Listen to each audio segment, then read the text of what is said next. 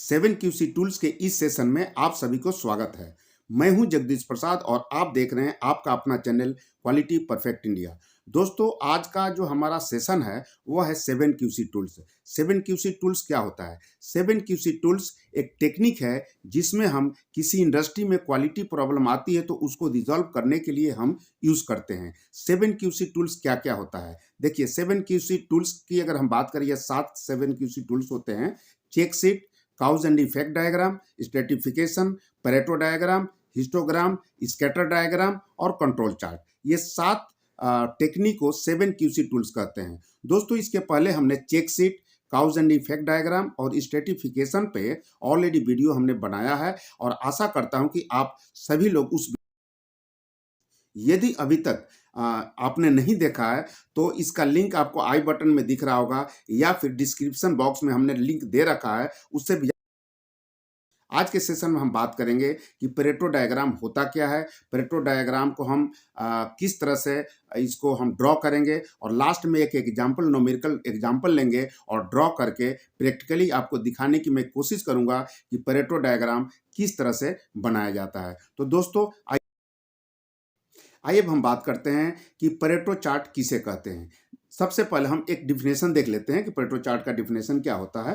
Pareto chart is a combination of bar chart and line graph in which bar chart present the data in descending order and line graph present the cumulative percentage. कहने का मतलब यह है कि Pareto chart जो होता है वह बार चार्ट और लाइन ग्राफ का एक कॉम्बिनेशन चार्ट होता है, जिसमें जो बार चार्ट होता है वह प्रेजेंट करता है कि जो हमने डाटा लिया वो डिसेंडिंग ऑर्डर में प्रेजेंट करता है और लाइन ग्राफ जो है वह प्रेजेंट कुमुलेटिव परसेंटेज को करता है। तो ये दोनों यानी कि बार चार्ट और लाइन ग्राफ मिल करके परेटो विलफ्रेडो परेटो इटली में एक सर्वे किया और उन्होंने पाया कि 80% of the income in Italy went to 20% of the population. यानी कि 80% इनकम जो है पॉपुलेशन का, 80% इनकम 20% पॉपुलेशन के। इसलिए इस कंसेप्ट को हम 80-20 रूल कहते हैं या परेटो। आइए इस रूल को इंडस्ट्री में किस तरह से एप्लीकेबल होता है इस पे हम बात करते हैं। According to this principle 80% of problem और failure just caused by the 20% of few. दूसरे शब्द में अगर हम कहें कि 80% जो प्रॉब्लम है वह 20% कारण के चलते होता है। अगर हम बात करें कि अगर हम 20% रूट काउज पर अगर हम काम करते हैं तो 80% हमारा प्रॉब्लम दूर हो जाता है। यही अपनी। तो दोस्तों, यह रूल जो है हर जगह एप्लीकेबल होता है, जैसे कि in house rejection, customer complain, school classroom, हर जगह यह एप्लीकेबल। आइए हम बात करते हैं कि परेटो डायग्राम या परेटो चार्ट किस तरह से हम ड्रॉ करेंगे। इसके लिए हमने जो लिया है वो 5 स्टेप लिया है। 5 स्टेप से हम परेटो चार्ट ड्रॉ कर सकते हैं। आइए देखते हैं कि वो 5 स्टेप क्या क्या होता है। सबसे पहले आप प्रॉब्लम जो भी आप फेस कर रहे हैं उस प्रॉब्लम का कीजिए। दूसरा स्टेप है कि arrange the individual defect in descending order, और उस डाटा को आप डिसेंडिंग ऑर्डर में कीजिए। दूसरा स्टेप है। तीसरा स्टेप है कैलकुलेट द कुमुलेटिव क्वांटिटी। उस जो क्वांटिटी मिला है डिफेक्ट का उसको कुमुलेटिव क्वांटिटी में कन्वर्ट कीजिए। चौथा है कि कैलकुलेट कुमुलेटिव परसेंटेज, यानी कि जो डाटा मिला है उसको कुमुलेटिव परसेंटेज में कैलकुलेट कीजिए। और पांचवा स्टेप है कि जब डाटा हमें कैलकुलेट हो जाता है तो आप डाटा को सिलेक्ट करके आप परेटो। आइए अब हम एक एग्जाम्पल लेते हैं और उस एग्जाम्पल के अनुसार समझने की कोशिश करते हैं कि परेटो चार्ट किस तरह से बनाया जाएगा।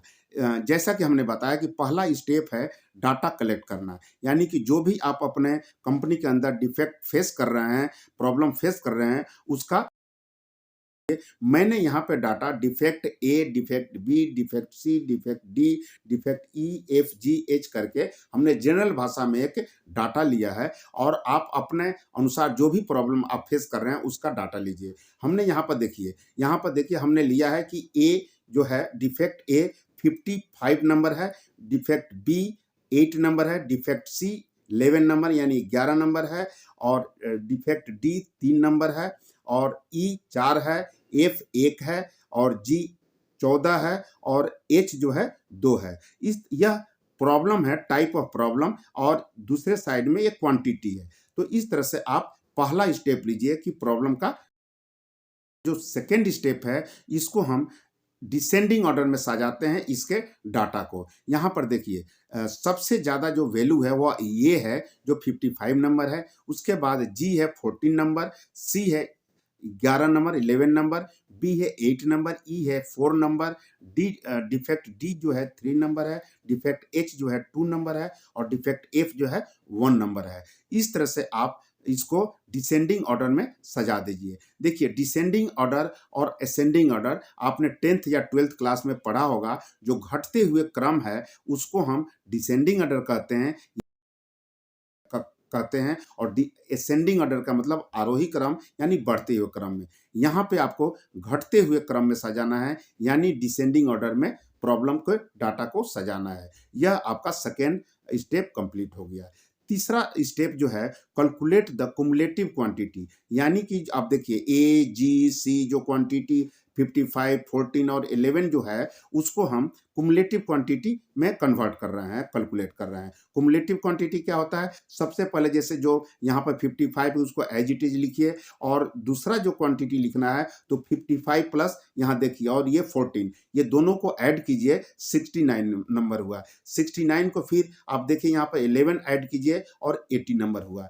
80 को 8 नंबर ऐड कीजिए 88 हो गया। फिर 88 में 4 नंबर ऐड कीजिए 92 हो गया। 92 में 3 नंबर ऐड कीजिए 95 हो गया और 95 में 2 नंबर ऐड कीजिए 97 हो गया और लास्ट में यह 97 को 1 प्लस कीजिए। और यहाँ पे एक चीज और आपको चेक करना है कि लास्ट में जो 98 आया यहाँ कुमुलेटिव क्वांटिटी, वह इस लेफ्ट साइड में जो हम ऐड करेंगे यह भी 98 आएगा। यानी कि क्वांटिटी जब हम ऐड करते हैं और कुमुलेटिव क्वांटिटी ऐड करते हैं, जो लास्ट जो फिगर आता है वो दोनों सेम होना चाहिए। इससे हम चेक कर लेते हैं कि जो भी हम कैलकुलेशन कर रहे हैं वह सही हो रहा है। यह रहा आपका तीसरा स्टेप।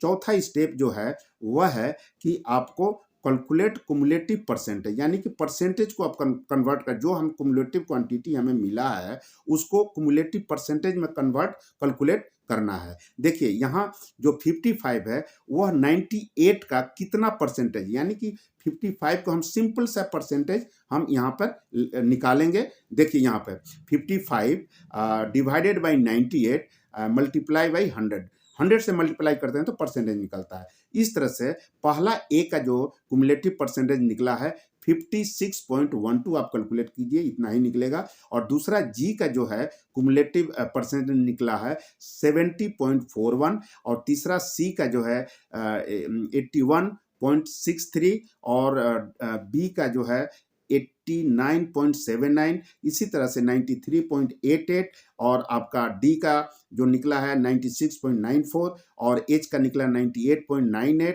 और एफ का निकला है 100। दोस्तों यहाँ पे यदि कुमुलेटिव परसेंटेज आपका सही निकल रहा है तो लास्ट में आपको 100 ही आएगा, ना कम आएगा ना ज़्यादा आएगा। यदि यह 100 आता है तो इसका मतलब कि आपका कैलकुलेशन सही हो रहा है। तो दोस्तों यह जो आपका फोर्थ स्टेप कंप्लीट हो गया जिसमें हमने कैलकुलेट किया कुमुलेटिव। आइए अब हम बात करते हैं कि इस डाटा को लेते हुए किस तरह से हम ड्रॉ करेंगे। सबसे पहले एक लाइन खींचेंगे हॉरिजेंटली और यहाँ पे एक 90 डिग्री पर दूसरा लाइन खींचेंगे और यहाँ पे जो हॉरिजेंटल है यानी कि एक्स एक्सिस जो है उसमें हम पैरामीटर लिखेंगे। कभी भी एक्स एक्सिस में पैरामीटर लिखते हैं यानी कि डिफेक्ट का नाम लिखते हैं और दूसरा जो वर्टिकल जो लाइन है उसमें हम रिजेक्शन। यहाँ पर देखिए इस लाइन को आप कुछ इंटरवल में आपको डिवाइड भी करना पड़ेगा। मैंने यहाँ पर 5, 10, 15, 20 इस तरह से आपको 60 नंबर तक डिवाइड किया है। अब हम 60 नंबर तक क्यों कर रहे हैं? क्योंकि आप देखिए क्वांटिटी मैक्सिमम 55 है, इसलिए हमने 60 नंबर तक इसको डिवाइड किया है और इस हॉरिजॉन्टल लाइन में सभी प्रॉब्लम को हमने लिख दिया है A, G, C, B, E, D, H, F। अब आइए सबसे पहला हम बात करते हैं कि आपको प्रॉब्लम डिफेक्ट और क्वांटिटी को लेकर के ड्रॉ करते हैं बार चार्ट। यहाँ पर देखिए ए का वैल्यू कितना है 55 है, तो यहाँ पर ए का वैल्यू आपका 55 यहाँ पे आता है। तो उसको आप यहाँ पर मार्क करके इस तरह से आप एक ड्रॉ कर सकते हैं। दूसरा जी का जो वैल्यू है वह 14 है। 14 कहाँ आएगा? 14 15 से जस्ट नीचे आएगा, यहाँ पे इस तरह से आप ड्रॉ कर सकते हैं। तीसरा जो सी है 11 वैल्यू है, 11 कहाँ आएगा? यहाँ आएगा। इसी तरह से आपका बी का वैल्यू 8 है, 8 कहाँ आएगा? यहाँ आएगा। और ई का वैल्यू 4 है जो यहाँ आएगा, और आपका डी का वैल्यू 3 है जो यहाँ आएगा, और एच का वैल्यू 2 है जो यहाँ आएगा, और एफ का 1 है जो कि यहाँ आएगा। इस तरह से आप इसको इस तरह से मिला करके आप एक बार चार्ट बना सकते हैं, जो कि इसको कहते हैं। अब आइए हम बात करते हैं जो दूसरा हम ग्राफ लाइन ग्राफ खींचने वाले हैं वो कैसे खींचेंगे। देखिए यहाँ जो एफ का जो प्रॉब्लम है, यहाँ से एक वर्टिकल लाइन खींचिए। जिस तरह से आप रिजेक्शन लाइन खींचे थे उसी तरह से यहाँ पे एक वर्टिकल लाइन खींचना है, और इसको भी डिवाइड कीजिए। इसमें हमने 10 20 30 करके 100 तक डिवाइड किया। आप अपने अनुसार डिवाइड कर सकते हैं, कोई हार्ड एंड फास्ट रूल नहीं है, आप अपने सुविधा के अनुसार डिवाइड। पहले हमें ड्रॉ करना है ए का वैल्यू जो है कुमुलेटिव परसेंटेज 56.12 है। आइए देखते हैं 56.12 कहाँ पड़ेगा। आपको अगर यहाँ पे देखते हैं तो जो प्रॉब्लम ए है वह 56.12 लगभग यहाँ पड़ेगा, यहाँ पर आप पॉइंट कर दीजिए। दूसरा वैल्यू जो जी का है वह 70.41 है जो कि यहाँ वैल्यू आएगा, और तीसरा जो है 81.63 है, यह जस्ट 80 के ऊपर में आएगा, यहाँ आएगा। और जो उसके बाद जो बी का वैल्यू जो है वह 89.79 है, वो यहाँ आएगा। और उसके बाद जो 93.88 है जो, और 98.98 जो है वह यहाँ वैल्यू आएगा, और लास्ट में जो एफ का वैल्यू जो है वो आपको। तो इस तरह से एक पॉइंट मिल गया। इस पॉइंट को आइए हम एक एक करके मिला देते हैं, यहाँ से लेकर के यहाँ तक आप इसको मिला दीजिए, और यह जो हो गया वो आपका लाइन ग्राफ हो गया। तो दोस्तों यह एक परेटो चार्ट बन के तैयार हो गया, जो कि बार चार्ट और लाइन ग्राफ का कॉम्बिनेशन है। आशा करता हूं कि जो हमने स्टेप बताया आपको क्लियर।